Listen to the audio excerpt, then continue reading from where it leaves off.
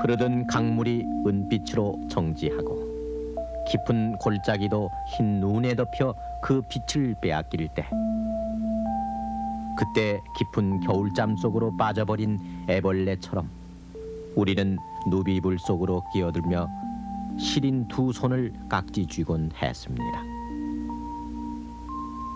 찢어진 창호지 틈새를 비집고 들어온 달빛에 마찬가지 찢어지게 가난한 몰골이 드러날 때면은 마디마디 단절음으로 울었던 그 서러운 소리. 더듬더듬 겨울 밤길을 헤쳐나가며 칠흑 속에서 파랗게 일었던 맹인 안마사의 피리 소리는 냉기서린 운목이나마 그래도 누워있는 우리들을 안절부절하게 하곤 했습니다. 그리고 가까이듯 멀리듯 이어졌던 고학생들의 찹쌀떡 소리. 메밀묵 사려 찹쌀떡. 파는 이나 사는 이나 모두 가난했기 때문에 처량한 심사를 그렇게 애수어린 단조에 실을 수밖에 없었던 그 시절.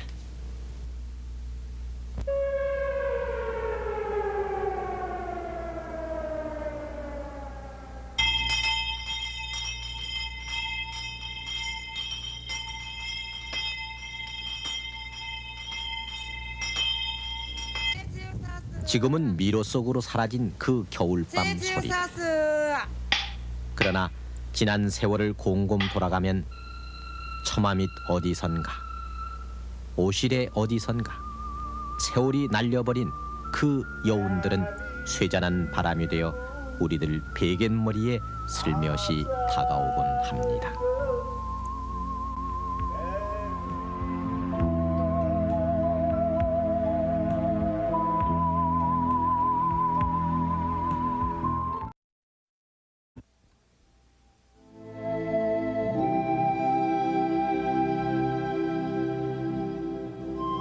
잘못 마마를 알아 우리 몸 어디엔가에 있는 마마 자욱처럼 우리의 언젠가의 모자원이라는 낱말이 있습니다. 어머니와 아이만이 산다는 모자원. 팔부능선 어느 기슭에서 포연에 가리운 채 묘비명 하나 없이 떠났던 남자.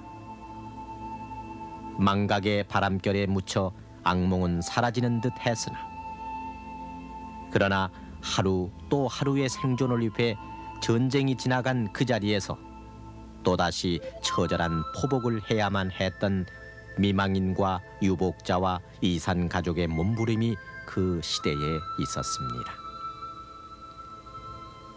미아리 눈물고개, 이미 넘던 이별고개, 화양연기 앞을 가려 눈 못 뜨고 헤매일 때, 그 유행가의 가락은 이미 노래를 넘어 벌거숭이로 남은 전쟁 미망인에겐 절절한 통곡으로 울려왔습니다.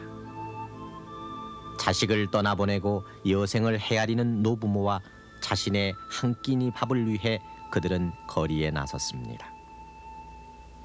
그리고 유복자와 숱한 전쟁 고아들, 구두를 닦고 넝마를 줍다가 혹은 끔도 팔았고, 그리고 어리고 여린 목숨을 부지하기 위해 지나는 아저씨 아주머니의 오발을 붙들고 애걸을 해야만 했던 1950년 후반 우리의 모습이었습니다.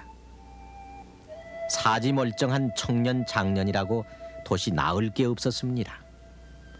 서울 청계천변 혹은 봉촌동 산기슭에다 얼기설기 만든 바람막이 판잣집이 가진 것 없는 무사람의 부러움을 받았을 때 그들은 빈 지게에 황량한 바람만 지고 퉁퉁 부른 국수가락으로 빈속을 채웠습니다. 그리고는 담벼락 밑을 찾아 온몸을 녹이다가 불현듯 짧은 이 세상에 인연을 다하고 차디찬 60만 가만히 몇 장 안에 남았던 사연이 거리마다 널리곤 했습니다.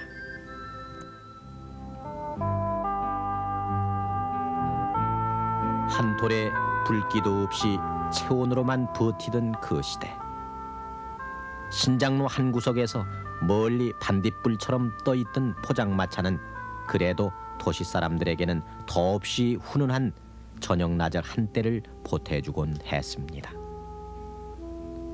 함석으로 통을 만들고 카바이트를 녹여 불꽃을 당겼던 간데라 펜, 막소주 몇 잔에 오뎅 국물의 향연이 그럴듯하게 어우러졌습니다.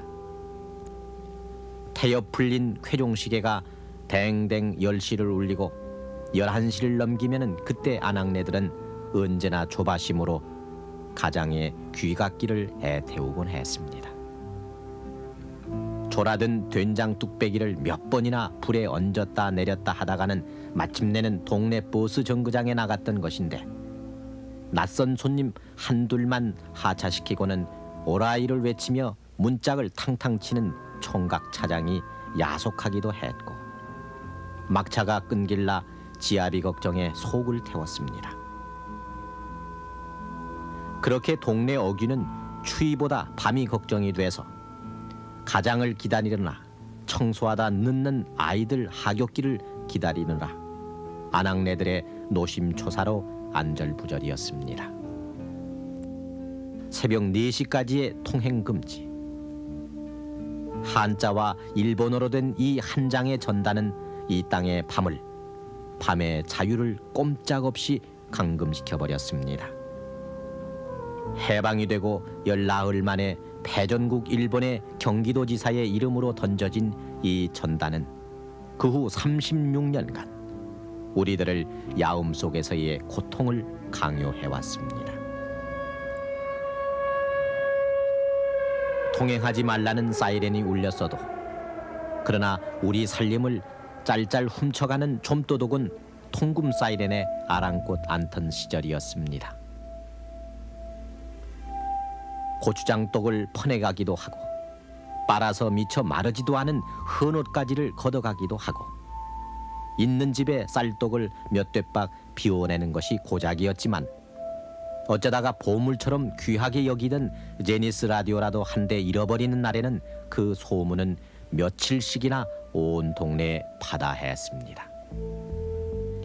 그래서 별반 잃어버릴 것 없는 집 담장 위에도 병을 깬 유리 조각을 꽂아 어설픈 무장을 하기도 했고, 새벽 4시 통금이 해제될 때까지 순찰을 도는 야경꾼은 도둑을 쫓는 건지 두려움을 달래는 건지 더욱 세게 딱따기를 두드리곤 했습니다.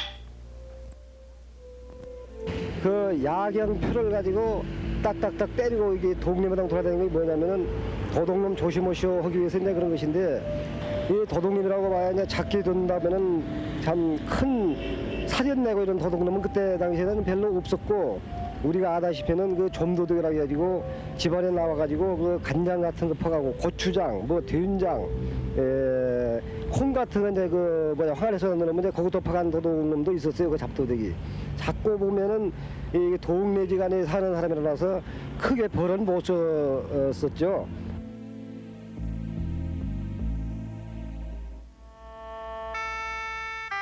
배급살에 일희일비 안색이 달라졌던 그해 겨울밤, 어둠보다 먼저 추위가 엄습해오면은 텅 빈 골목길을 겨울바람에 섞인 맹인 안마사의 피리 소리가 찬바람에 흔들려 울곤 했습니다.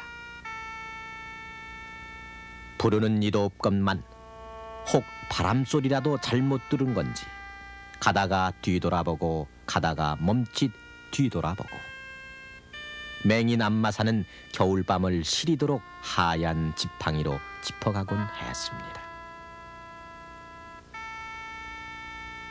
찹쌀떡 사려, 메밀묵 사려.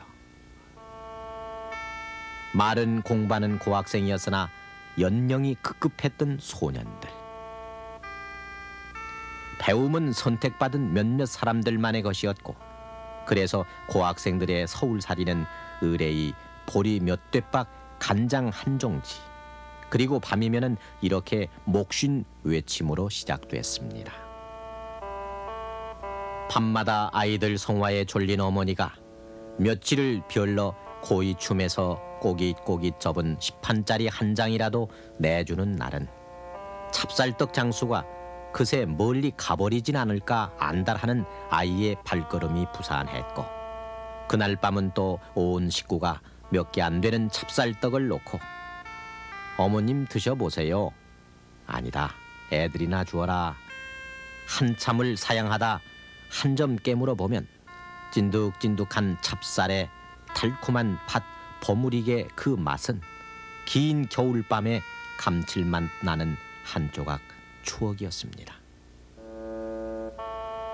서울 아현동이나 영천시장에서 떼온 말랑말랑한 찹쌀떡은 나무 상자 한 통 다 팔아봐야 잔돈 몇 푼에 지나지 않는 것이었지만, 그나마도 안 팔리는 날이 많아 딱딱하게 굳기가 일쑤였고, 찹쌀떡 사려 메밀묵 사려 외쳐대던 고학생의 목젖은 사흘이 멀다 하고 쉰 소리를 내야 했습니다.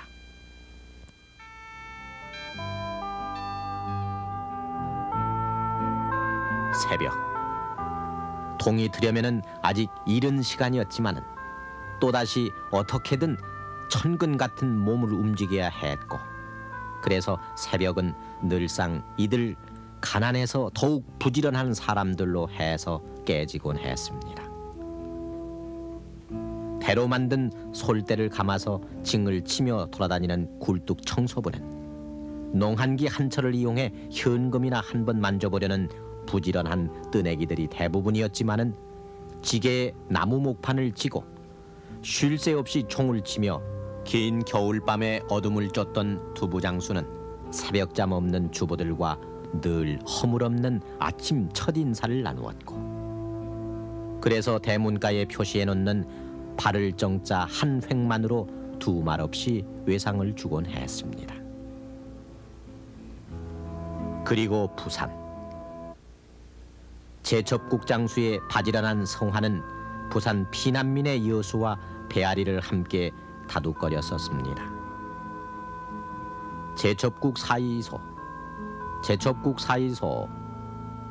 누더기로 감싼 항아리를 또아리로 이고 이 골목 저 골목 기웃거리며 끝도 없이 외쳤던 아주머니와 뽀얗게 우러난 국한 사발로 숙취를 달랬던 그때 속없이 좋았던 주당들. 길고 적막했던 밤은 그렇게 풀렸습니다.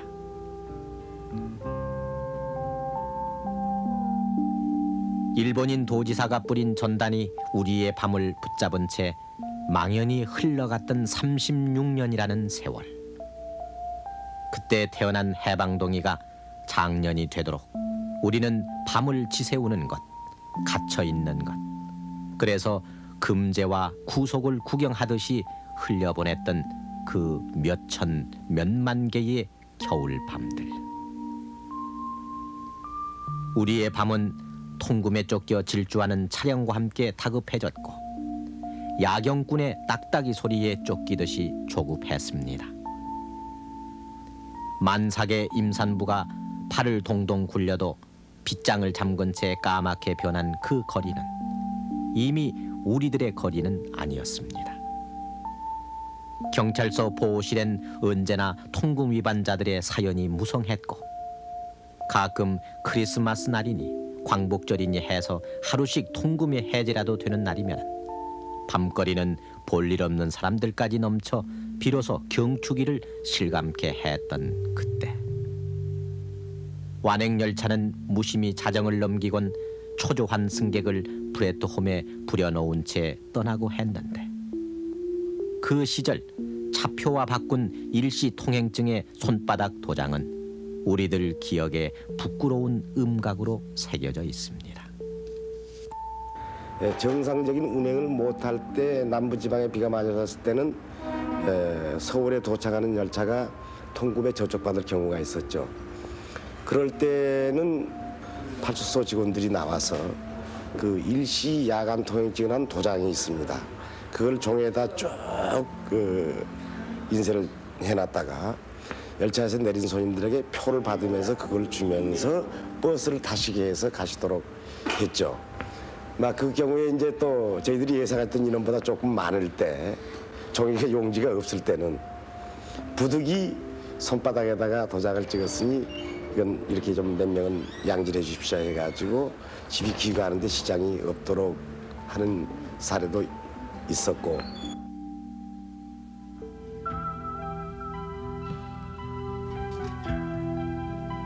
다시 일상으로 돌아와 불야성의 이 거리에서 아무렇지도 않게 호흡해보는 겨울밤. 오히려 밤이면 일어서는 오늘 겨울밤의 생기. 그러나 그 무겁던 밤으로의 빗장을 걸어놓았던 통행금지의 시대는 불과 6년 전의 일이었습니다. 그런 통금 문화에 오래도록 젖어가지고 사실은 그때는 불편했었지만은 참고 견디고 그러다 보니까 사실은 이제 통금 자체에 적응이 돼가지고 별 불편이 없는 것처럼 이렇게 위장이 돼서 성장이 되었거든요. 근데 사실 이제 그 굉장히 불편한 겁니다.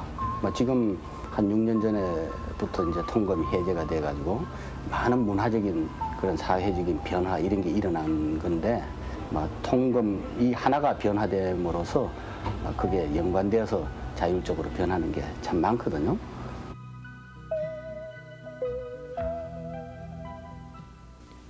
뜨끈한 아랫목에서 혹은 아파트의 베란다에서 우리가 잃어버린 그 소리는 겨울밤 북풍을 맴돌다가 나지막하게 다시 들려오고 있습니다. 긴 밤이 우리의 대문을 잠그게 하고 드디어는 겨울이 우리의 핏길을 가시게 하고 그래서 밤으로만 움츠려들었던 그 시절. 서러운 단조로 울었던 안마 사이의 피리 소리에 어느새 잠이 들다가 딸랑거리는 두부장수 종소리에 대문을 열었던 토막난 채 버려졌던 그 겨울밤 소리들이 오늘 이제는 며칠 탓이 없어 홍조 띤 얼굴로 잠든 아이들 위로 소리 없이 내려앉고 있습니다.